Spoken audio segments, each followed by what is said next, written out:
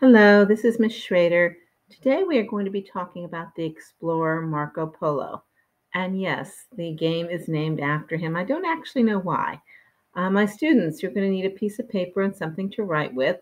I want you to take notes, and when you're done, you're going to give me between 7 and 10 sentences about what you've learned about the explorer Marco Polo.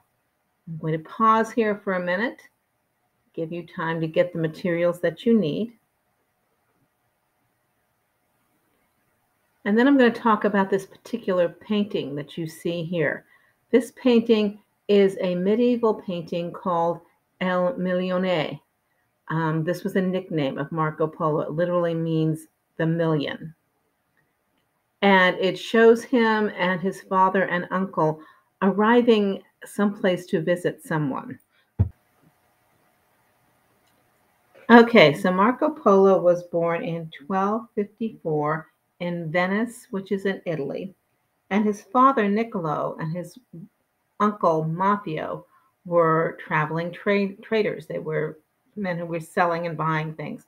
And for a large amount of Marco's childhood, his father and uncle were not there. He didn't know where they had gone.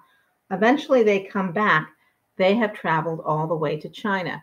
And they would have done so overland because people did not know at that time how to travel there by sea. This map is giving you an approximation of the places that Marco, once he joins his uncle and his father, traveled throughout his lifetime. So they travel across the Mediterranean to the Middle East, across the deserts, through into Persia, over the Himalayas, and on into China.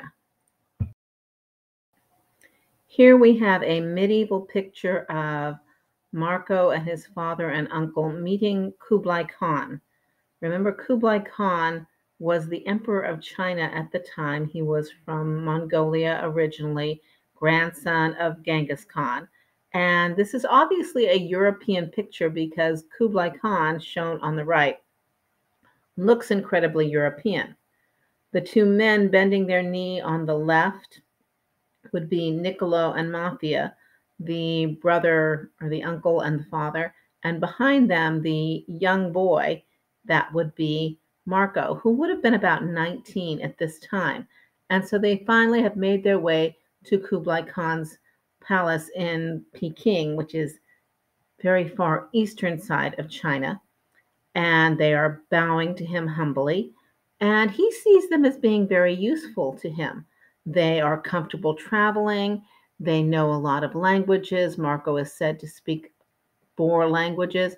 And so he puts all of them to work for him. Here we have Marco in a Tartar outfit. That would be the type of clothing that the Mongols would have been wearing at that time. This painting was done in the 18th century, so long after his time. Obviously, someone's imagined version of him. He was sent on diplomatic missions by Kublai Khan, and all of this is according to Marco himself, so we don't know exactly how true it is, to Burma, India, Indonesia, Sri Lanka, and Vietnam. And he and his family lived there for about 21 years. And the story is that eventually Niccolo, the father, gets tired. He's an older man now and he wants to go home. In 1291, they are commissioned to help a Chinese princess to go to Persia and marry a Persian prince. And they take the girl to Persia and then they continue home from there. By 1293, when Marco and his father and uncle get home, Venice is at war with another Italian city, Genoa. And Marco apparently gets involved in this and he gets arrested by the Genoese and put in prison. And he's sitting in a cell with someone named Rosticello da Pisa, a writer. And he starts telling Rosticello da Pisa about his time in China and the different places he visited and all the exciting things that happened and all the things that he saw. And de Pisa writes all of this stuff down. Afterwards, after they've both been released, he publishes it as a book, which becomes a huge bestseller. Everybody is so excited to read about the adventures of Marco Polo. The book you're looking at actually belonged to Christopher Columbus. Columbus used his copy of the book of the Travels of Marco Polo. That's what it's called, The Travels of Marco Polo.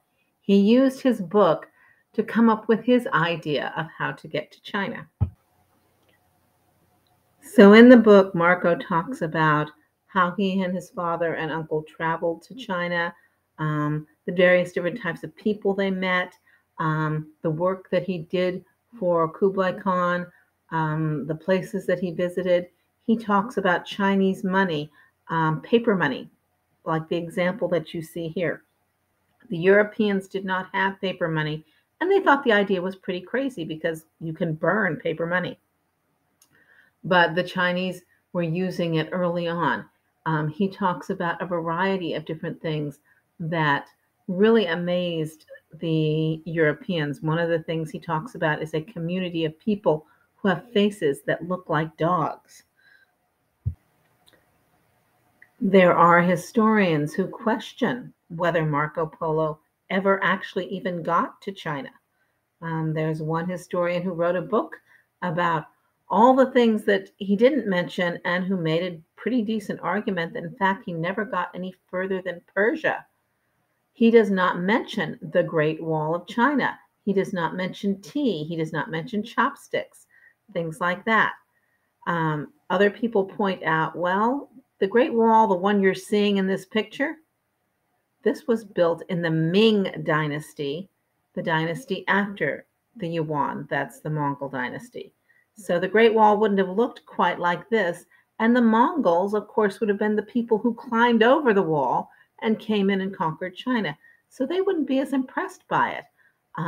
Some of the other things, it seems as though he doesn't seem to have spent a lot of his time in southern China. So some of the things that he's writing about seem inaccurate, and he doesn't mention certain things that they would have done that are famous, but which would have been famous in southern China.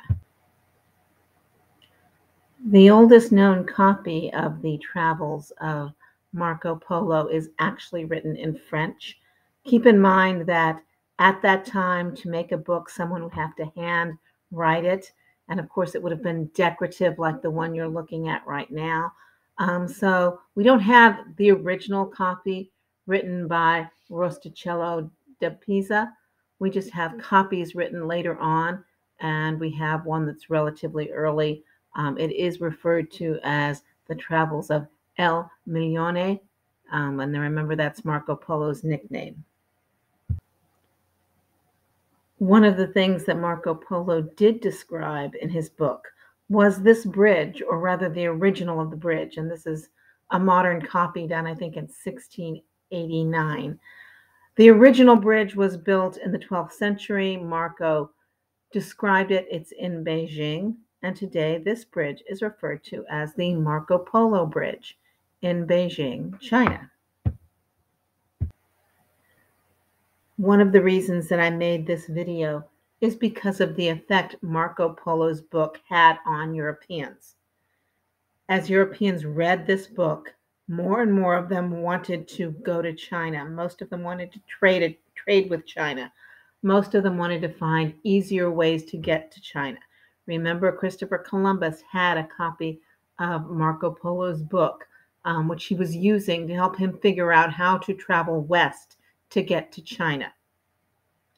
This map was made in 1450 by the Venetian monk Fra Mauro, and he's basing it on the writings of Marco Polo. Now, the story is that when he was dying in 1324, a priest approached Marco Polo and said, you know, that book of yours, it has some pretty amazing stories in them. Wouldn't now be a good time to admit that some of them you made up, it's lies? And the story is that Marco said to him, actually, some of the stuff that I could have told you and I didn't was so fascinating because I knew you wouldn't believe it.